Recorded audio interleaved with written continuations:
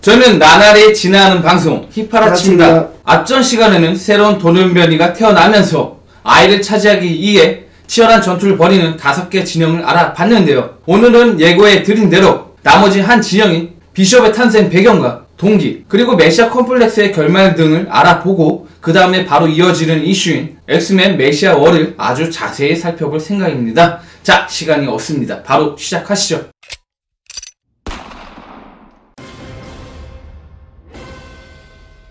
비숍은 새롭게 태어난 아이를 죽이기 위해서 엑스맨을 이탈하고 독단적인 행동을 시작했는데요. 그가 아이를 죽이려는 동기를 알려면 먼저 그의 과거부터 살펴볼 필요성이 있습니다. 새로운 돌연변이가 태어나면서 엑스맨과 수많은 사람들은 아이를 두고 치열한 전투를 시작하죠. 그 결과 수백만 명이 죽으면서 정부는 돌연변이들을 사회 악으로 규정짓고 탄압하기 시작했으며 점차 돌연변이들이 줄어듦에 따라 미래에는 모든 돌연변이들이 수용소에 갇히거나 도망자가 되어 버리죠. 그리고 약 50년 후 핵폭탄이 떨어지면서 지구는 큰 혼란에 빠지게 되고 그곳에서 겨우 탈출한 비숍의 부모들은 정부의 반뮤턴트 정책에 따라 수용소에 갇히게 됩니다. 하지만 얼마 후 수용소에서 태어난 비숍은 할머니에게 과거 엑스맨들의 활약을 들으면서 비교적 행복한 생활을 하는데요. 안타깝게도 정부의 반뮤턴 정책이 점점 심해지면서 그에게 엄청난 불행이 찾아오게 됩니다. 먼저 수용소에 갇혀있던 모든 돌연변이들에게 낙인이 찍히게 되었으며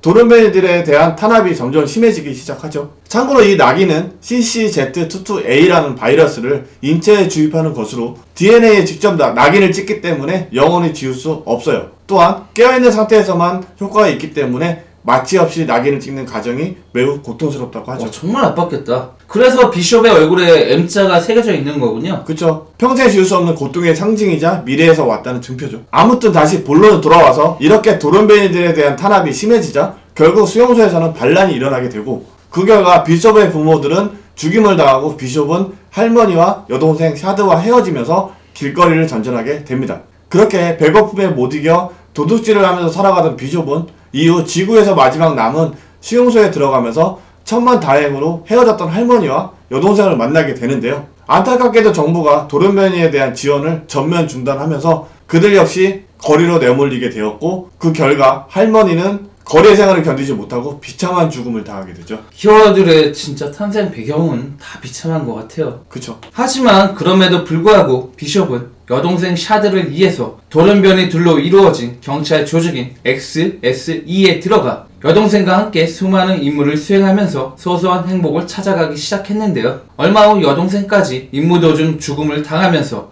결국 그는 모든 가족을 잃게 되죠. 왜 예전에 저희가 방송했던 닥터 스트레인지가 생각나는지 모르겠어요. 닥터 스트레인지도 모든 가족을 다 잃었잖아요. 만일 그 소녀가 태어나지 않았다면 내 엄마도 아빠도 없었을 거야. 하지만 그녀는 나타났어. 그리고 엄마와 아빠는 마치 죽기 위해 태어난 사람처럼 살아왔지. 그리고 나는 범죄자로 태어나지 않았어.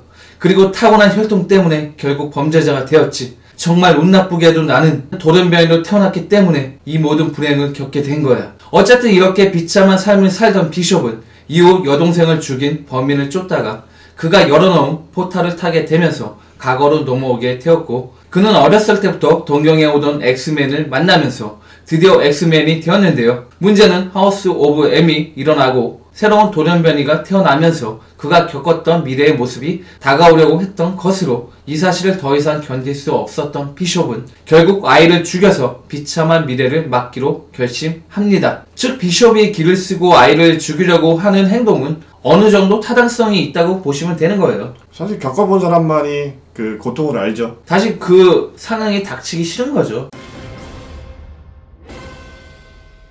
이렇듯 새로 태어난 아이를 차지하기 위해서 6개로 나누어진 팀은 치열한 싸움을 하게 되고 그 결과 퓨리파이어가 보낸 레이디 데스 스트라이크는 엑스맨의 X23과 싸우면서 죽임을 당하게 되고 모더로스를 이끌고 있던 미스터 시니스터는 결국 미스틱과 갬빗에게 배신을 당하게 됩니다. 노를 이용해서 미스터 시니스터를 죽이잖아요, 미스틱이. 그쵸? 이미 이거는 영화에서 나왔듯이 로그의 피부에 오랫동안 접속하면 누구나 죽는다는 거 다 알고 계시죠? 어쨌든 미스틱은 아이를 이용해서 로그를 살려내는 데는 성공하지만 그 대가로 로그에게 버림을 당하게 됩니다. 또한 갬빗도 미스틱이 아이를 이용하는 장면을 보고 경악을 금치 못했으며 이후 깨어난 로그의 분노로 결국 그도 로그에게 버림을 당하게 되죠. 역시 나쁜 짓을 하면 결과가 좋을 수가 없어요. 한편 아이를 잡아먹기 위해서 먼 길을 달려온 프로데터 X는 결국 엑스맨의 협공과 울버린에 의해 비참한 최후를 맞게 되죠. 또한 아이를 끈질기게 죽이려고 했던 비숍은 프로데터 X에게 한 팔을 먹히고 결국 엑스맨의 협공으로 퇴각을 하게 되죠. 그리고 엑스맨은 아이를 쫓는 과정에서 수많은 희생자가 발생했으며 이후 케이블의 의도를 알게 된 사이클로스가 돌연변이의 마지막 희망이 될 수도 있는 아이를 결국 케이블에게 양도하게 됩니다. 결국 케이블에게 아이를 맡긴 거죠. 엑스맨의 미래와 함께. 그렇게 케이블은 아이를 데리고 미래로 도주하는데요. 이때 미련을 버리지 못한 비숍이 아이를 향해 총을 쏘면서 그 과정에서 결국 찰스는 비참한 죽음을 당하게 되죠. 사실 이 당시에 비숍이 그 아이를 총으로 쐈었는데 그 순간이동으로 사라졌잖아요. 그 사이에 이제 뒤에 있던 프로페서 X가 총을 맞은 거예요. 찰스를 겨냥한 게 아니었는데 찰스는 또 불쌍한 죽음을 당한 거죠. 계속 무시만 당하다가 결국 죽임을 당한 거죠. 이렇던 메시아 컴플렉스는 새로 태어난 아이를 두고 치열한 전투를 하는 과정을 담고 있으며 케이블이라는 전설을 내세워 이후 이야기인 메시아 워와 세컨드 컴을 이끌어가고 있는데요. 과연 도론베닐의 비극은 어떤 결말을 맺게 될까요?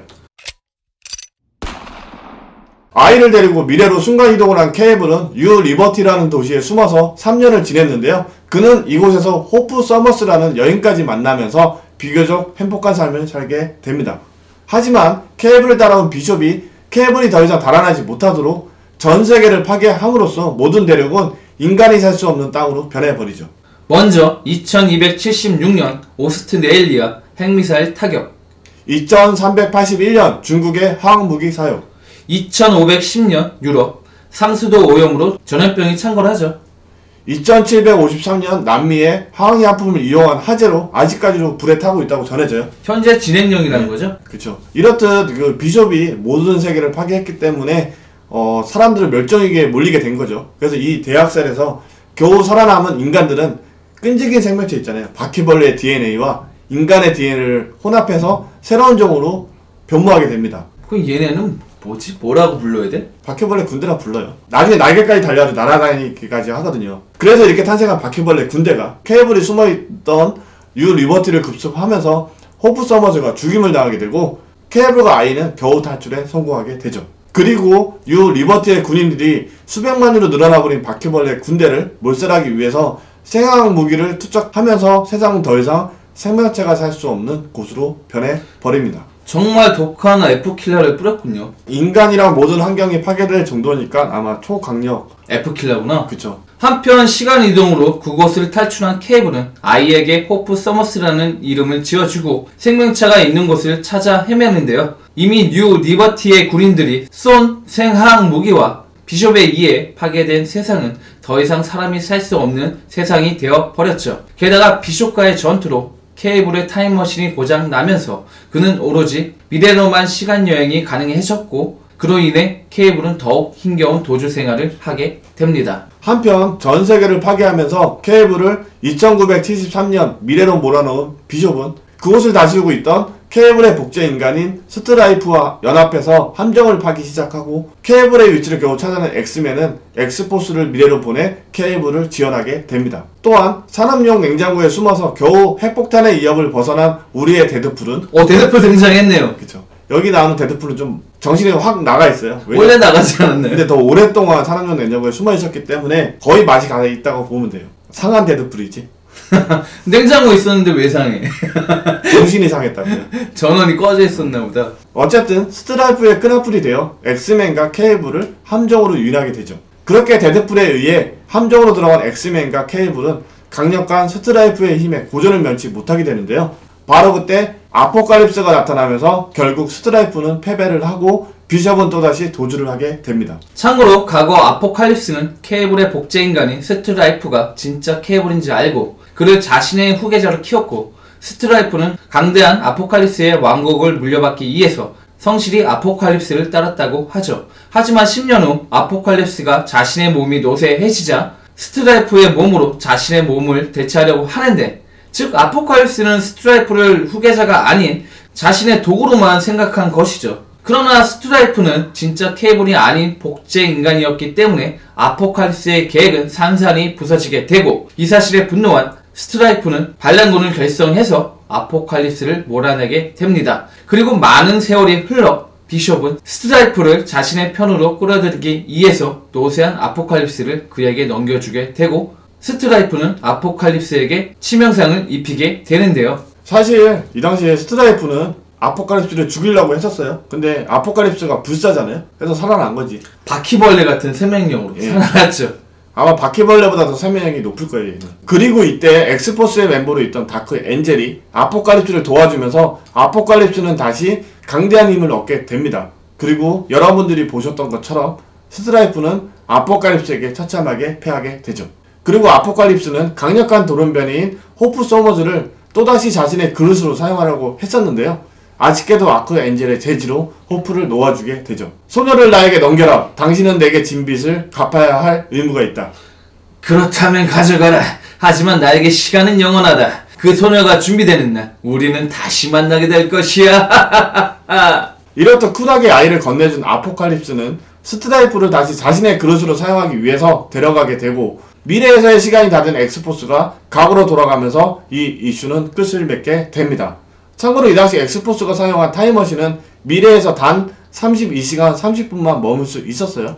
즉 그들도 시간이 없었죠. 아, 저희처럼요. 그쵸? 저희 히파라치처럼. 그쵸. 자, 시간이 없습니다. 마무리하시죠. 오늘까지 새로운 아이가 태어나면서 이루어지는 메시아 컴플렉스와 아이를 두고 케이블과 비숍이 치열한 전투를 벌이는 내용인 엑스맨 메시아 월을 알아봤는데요. 다음 시간에는 하우스 오브 M의 결말에 해당하는 엑스맨 세컨드 커밍과 하우스 오브 M의 여파, 결말에 해당하는 부분이죠. 마블 코믹스가 리부트되면서 새롭게 생겨난 2015년 하우스 오브 M을 자세히 살펴볼 생각입니다. 자, 다음도 또 궁금하시다면 히파라치 계속 보셔야죠.